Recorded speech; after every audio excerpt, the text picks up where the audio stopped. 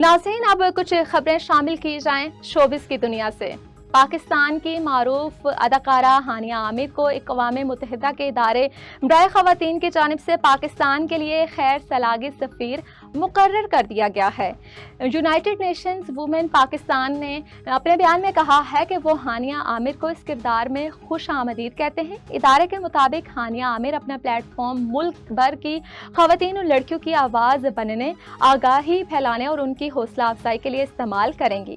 बयान में मजीद कहा गया है कि हम मिलकर एक ऐसे मुस्तकबिल के लिए काम करेंगे जहां हर खातून और लड़की तशद्दुद, इम्तियाजी सलूक और गैर मुसावी रवैयों से आज़ाद होकर अपनी मुकम्मल सलाहियतों का इजहार कर सके। हानिया आमिर ये एजाज़ हासिल करने वाली दूसरी पाकिस्तानी खातून है। इससे पहले मुनीबा मुजारी को 2015 में यूनाइटेड नेशन ख़वातीन की खैर सलागी सफ़ीर मुकर्रर किया गया था। जनूबी एशिया में ये एजाज़ हासिल करने वाली हानिया आमिर तीसरी खातून हैं, जहां उनसे पहले सानिया मिर्ज़ा और फरहाना अख्तर भी अक़वाम मुत्तहिदा की गैर सलागी सफ़ीर रह चुके हैं।